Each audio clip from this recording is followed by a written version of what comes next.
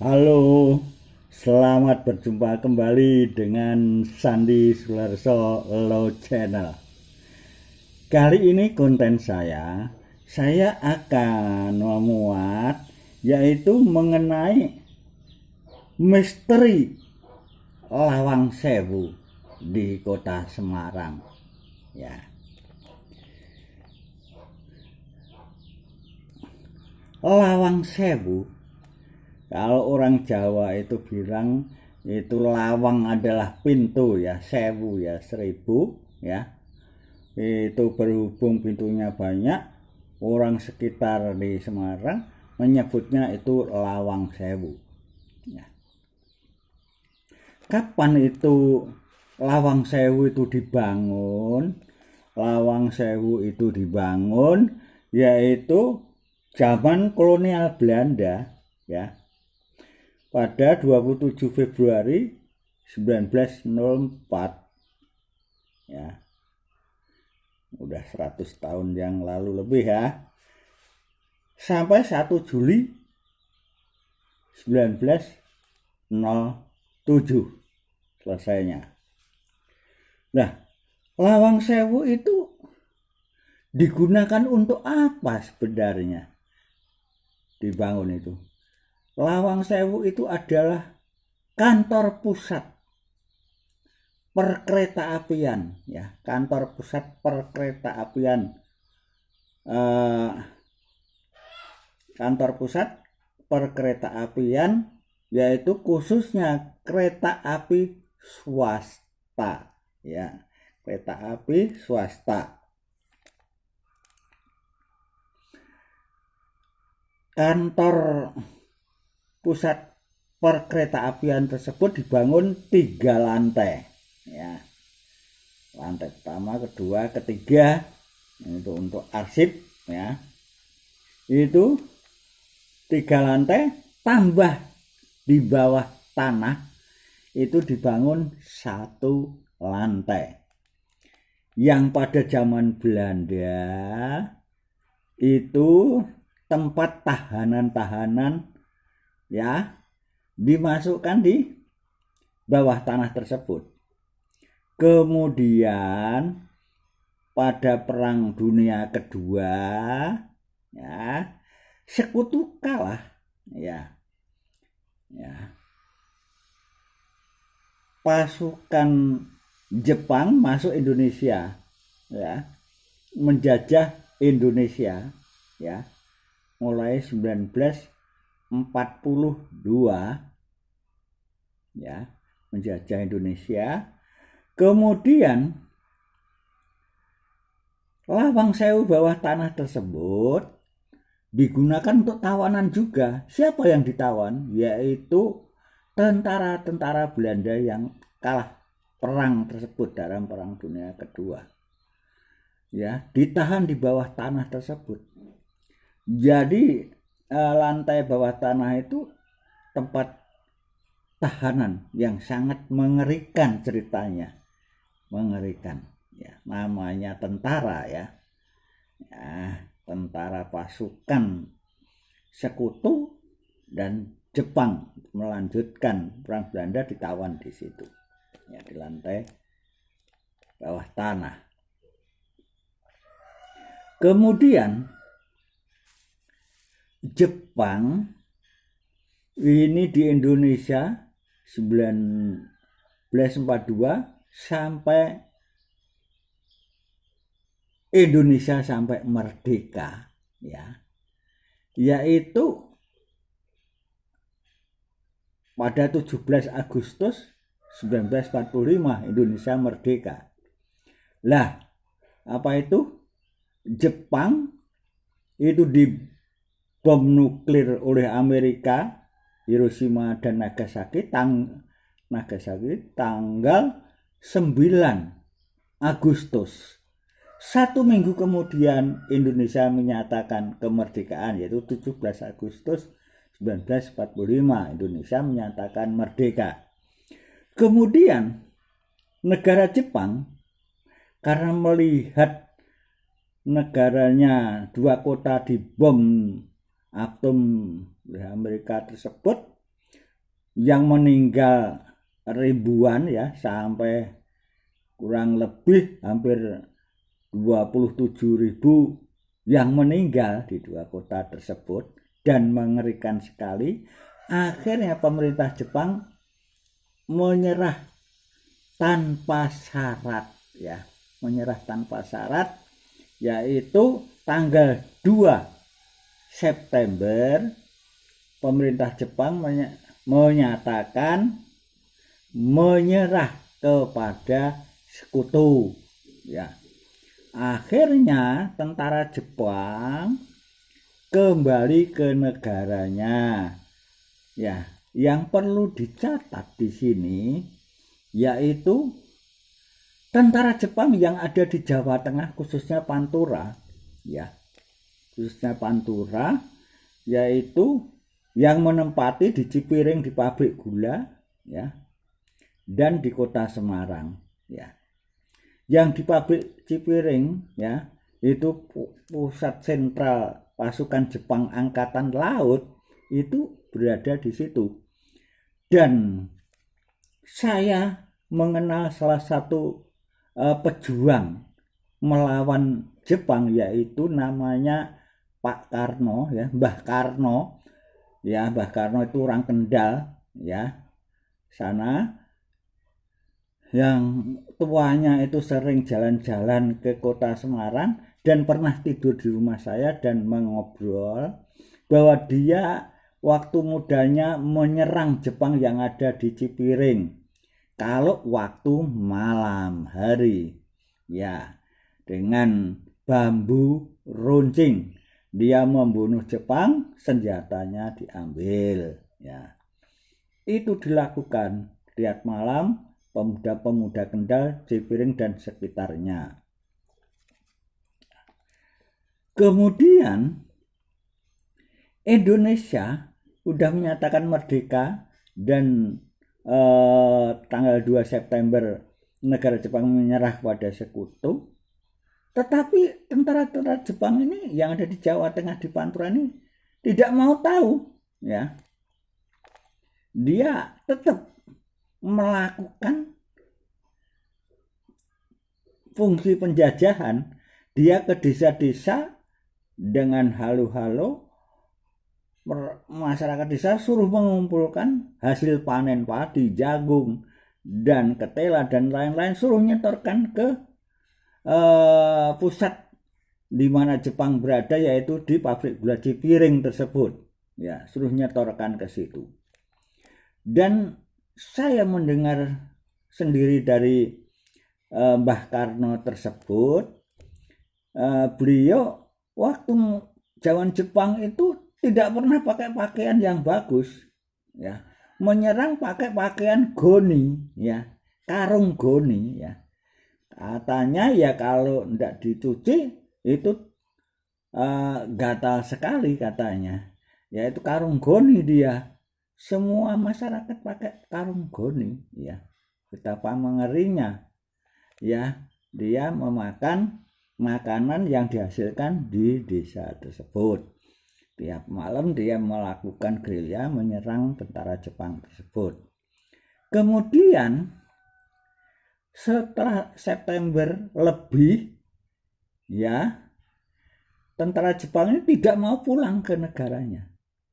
Kemudian oleh pemerintah Indonesia, tentara Jepang yang tidak mau pulang itu dikumpulkan di pabrik gula itu, kemudian diarak ke Semarang, dipindahkan ke Semarang karena merupakan tahanan bagi tentara Indonesia.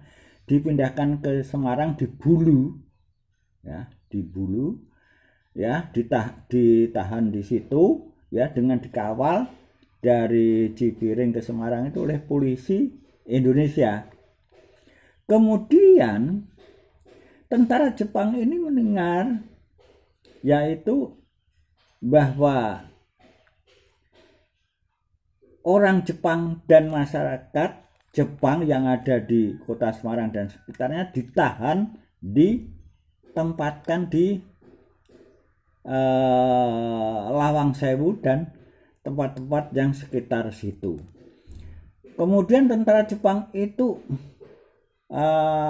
melawan kepada tentara dan pasukan polisi di kota Semarang, ya, karena senjatanya masih dia pegang, tidak mau menyerahkan kepada pasukan Indonesia. Yaitu dia mendengar juga, dia merasa panas, dikirain mau dibunuh secara massal. Tempat penampungan air, ya, di Candi Semarang, isunya mau diracun oleh Indonesia yang diminum oleh tentara Jepang di Bulu itu, ya. Saya kira sekarang untuk tahanan wanita itu dulu di situ, ya.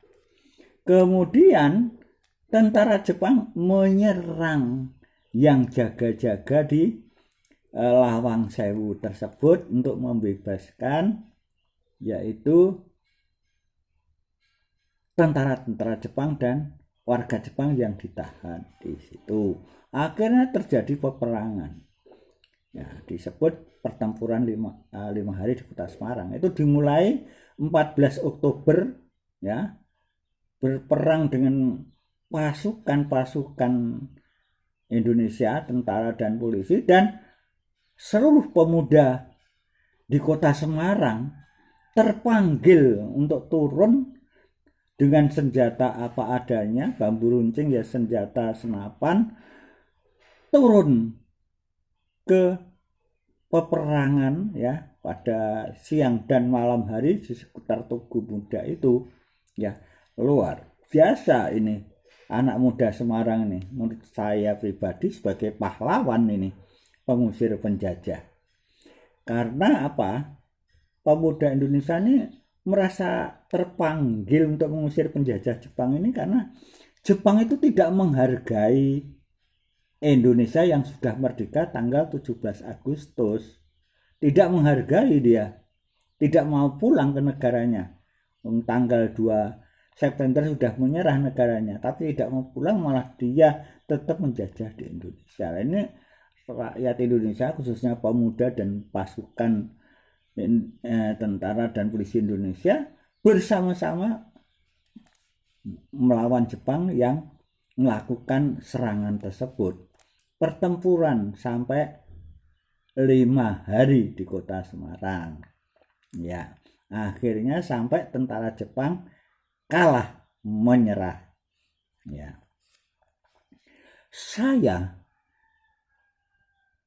mengenal salah satu pahlawan menurut saya dalam penyerangan, pemuda pahlawan yang rumahnya itu di Pekunden, ya, kenal baik karena anaknya ini kawan saya kuliah.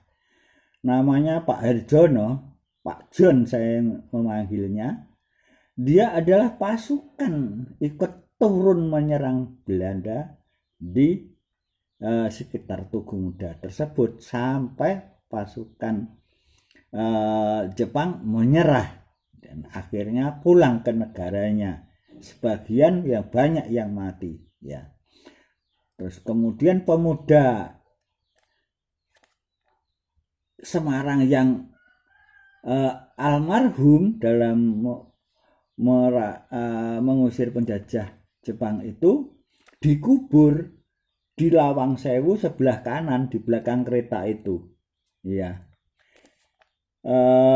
Dikubur di situ sampai sekarang, ya.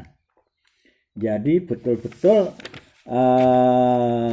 mereka ini dihormati oleh kawan-kawan pejuangnya, dikubur di situ, ya. Dengan di atas kuburan itu ditulis, jiwamu bagaikan sayap, pendukung cita-cita bangsa. Raga bagaikan alas, kemerdekaan Nusa. Itu kata-kata di atas pekuburan dari pahlawan pemuda Semarang yang melawan Jepang tersebut. Sampai sekarang Lawang Sewu sudah dijadikan destinasi pemerintah Kota Semarang.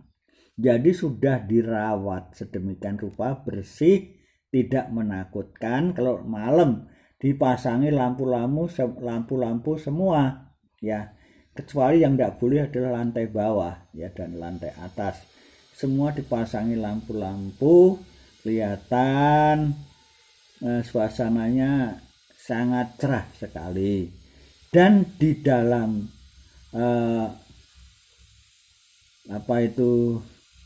Lawang Sewu tersebut, di gedung itu dipakai untuk museum oleh pemerintah Kota Semarang.